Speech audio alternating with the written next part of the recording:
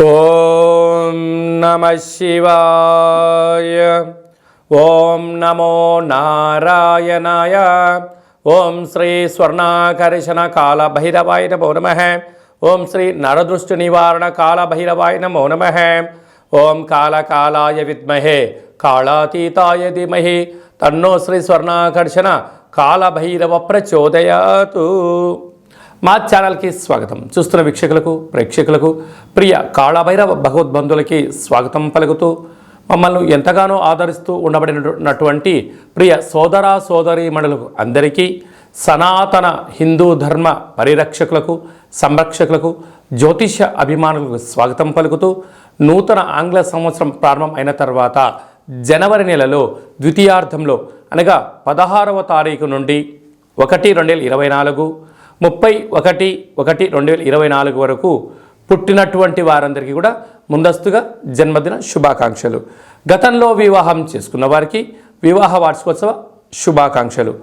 ఆ యొక్క నరదృష్టి నివారణ కాళభైరవ స్వామి యొక్క ఆశీస్సులు అందరిపైన ఉండాలని, ఒక్కొక్క మాసంలో ఒక్కొక్క కాళభైరవుడు ఉంటాడు కనుక ఈ యొక్క పుష్యమాసంలో శుక్లపక్ష అష్టమి పూర్ణిమ సందర్భంగా శ్రీ క్షేత్రపాలక కాళభైరవ స్వామి వారి యొక్క ఆశీస్సులు అందరినీ చల్లగా చూడాలని, ఎవరైతే ఏ వృత్తులైతే చేస్తున్నారో విద్య, ఉద్యోగ, వ్యాపార, వ్యవసాయ, రాజకీయ, సేవా రంగాల్లో ఉండబడినటువంటి వారందరికీ కూడా సకల అష్టకష్టాలు తొలగిపోయి అష్ట ఐశ్వర్యాలను ప్రసాదించాలని శ్రీ క్షేత్రపాలక కాళభైరవ స్వామివారిని, అందరిపైన నరదృష్టి నివారణ కలగాలని నరదృష్టి నివారణ కాళభైరవ స్వామివారిని వేడుకుందాం. ద్వాదశ రాశుల్లో గ్రహ గమనాలు ఒకసారి వీక్షింపచేద్దాం.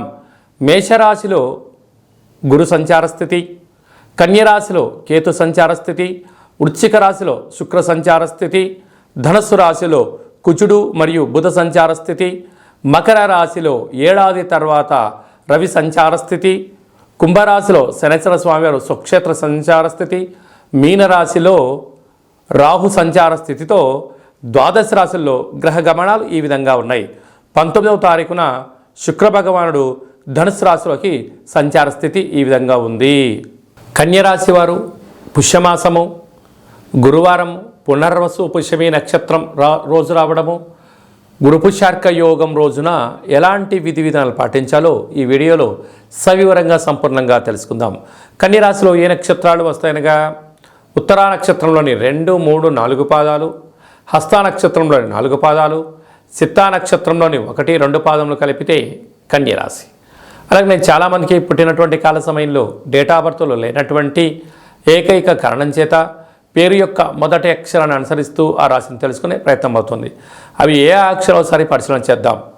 టో, పా, పి, పు, ష, అణ, ఠ, పే, పో అక్షరాల వారందరూ కూడా కన్యరాశి జాతకులే. కన్యరాశి యొక్క అధిపతి బుధుడు.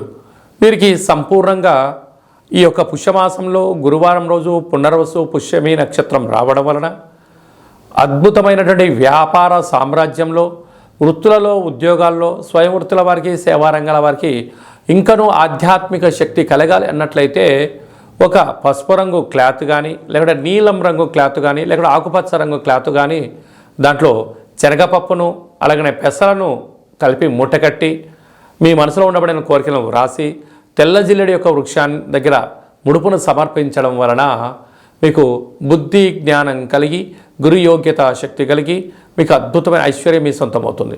కుదరలేదు బ్రాహ్మణుడికి దానం ఇవ్వండి, శివుడికి రుద్రాభిషేకం చేసి గోమాతకు సమర్పించండి. అలాగనే మీరు ఏదైతే ఆటంకాలు అనుకుంటున్నారో ఈ అష్టమి తిథి యందున, ఈ పూర్ణిమ తిథి యందున ఈ నరదృష్టి నివారణ కాళభైరవ స్వామిని స్మరించినా ధ్యానించినా మీకు ఉండబడిన నరదృష్టి సంపూర్ణంగా తొలగిపోయి ఐశ్వర్యానికి ఆనందానికి స్వాగతం పలుకుతారని చెప్పి గమనించాలి. రాశిలోని కేతు సంచార స్థితి ఉండడం వల్ల చిన్న చిన్న విషయాలకు ఆందోళన తగదు. దూరపు చూపుతో బ్రహ్మజ్ఞానంతో మంచి పనులకు పునాది వేయండి. మంచి ఉజ్వలమైనటువంటి ఐశ్వర్యానికి స్వాగతం పలుకుతారు.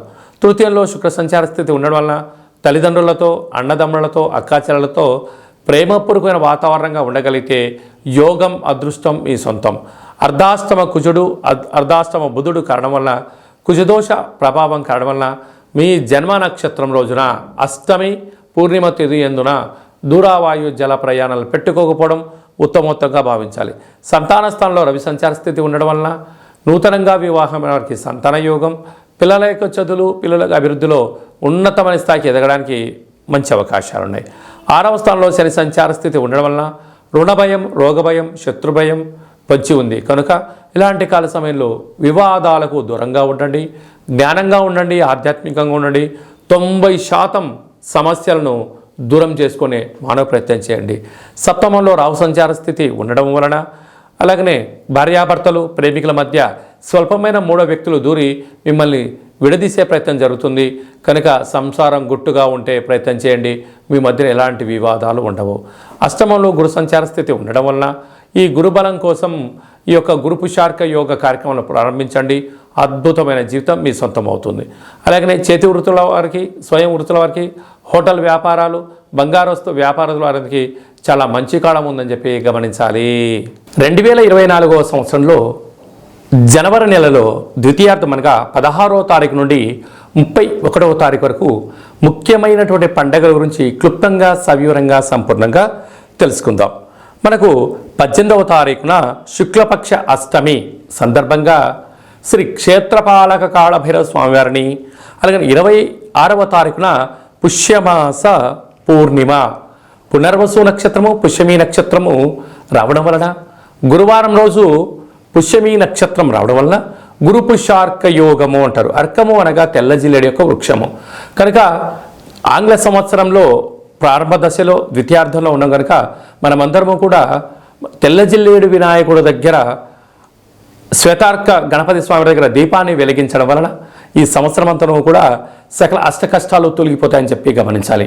అలాగనే ఈ మనకు 2 గురువారాలు కానీ, పూర్ణిమ రోజు గురువారం రోజు కానీ ఒక పసుపు రంగు క్లాత్లో కానీ, టవల్లో కానీ శనగపప్పును బాగా ఉడకబెట్టి లేక నానబెట్టి అందులో మూట కట్టి ఒక 3 ఒత్తులను ఆముదంలో కానీ, కొబ్బరి నూనెలో కానీ నానబెట్టి ఇంటి యజమానికి, వాహనాలకు, ఫ్యాక్టరీలకు దిష్టి తీసి బయట వేయడం వలన నరదృష్టి, శత్రు ప్రభావాలు తొలగి గురు యోగ్యత కలిగి విద్య, ఉద్యోగ, వివాహ, సంతాన, రాజకీయ, సేవారంగ కార్యక్రమాల్లో, రాజకీయ రంగ కార్యక్రమాల్లో అద్భుతమైన గురు యోగ్యత కారణం చేత మీకు రాజసన్మానం జరుగుతుందని చెప్పి గమనించాలి.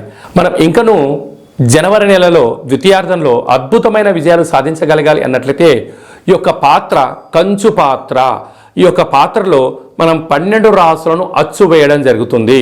ఈ యొక్క పాత్రను మనం రోజు ఇంట్లో ఉదయం పూజ చేసిన తర్వాత లేకపోతే సాయంత్రం పూట దీపం, అగరబత్తులు వెలిగించిన తర్వాత ఈ పాత్రను ఇలా ఎడమ చేతిలో పట్టుకొని కుడి చేతిలో ఈ యొక్క కర్ర సహాయం తీసుకొని మనసులో మీరు 3 సార్లు ఓం కాలభైరవాయ నమః, లేకపోతే ఓం నరదృష్టి నివారణ కాలభైరవాయ నమః, అనగా నరుడు యొక్క దృష్టికి నల్లటి నాపర ఎలా బద్దలైపోతుంటుందో దృష్టి దోషం కారణం చేత విద్యార్థులు చదువులో రాణించలేకపోవడం, అనారోగ్యం దరిచేయడం, నిద్రలేని రాత్రులు గడపడం, ఉద్యోగంలో సక్సెస్ లేకపోవడం, వ్యాపారంలో జన ఆకర్షణ లేకపోవడం, సంపాదించిన ధనము నిల్వ ఉండకపోవడం, పోలీస్ స్టేషన్లు, కోర్టు, గొడవలు, అనేక రకాల సతమతయ్యే పరిస్థితి ఉంటుంది.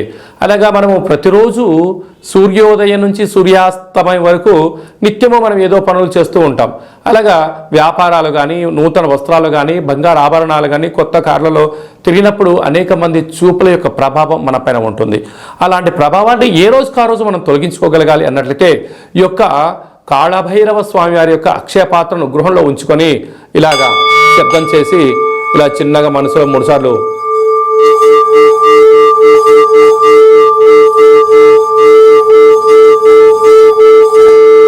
అలాగా ఓం నరదృష్టి నివారణ కాలభైరవాయ నమః అనేటువంటి మంత్రాన్ని 12 సార్లు ఉచ్చరింపజేయడం వల్ల ఈ యొక్క శబ్ద తరంగాల వలన మానవుని శరీరంలో ఉండబడినటువంటి మూలాధార, స్వధిష్టాన, మణిపూర్వక, విశుద్ధ, అనహత, ఆజ్ఞ చక్రాలు వికసింపచేసి దురదృష్టము దూరమైపోయి అదృష్టం మనకు కలుగుతుంది.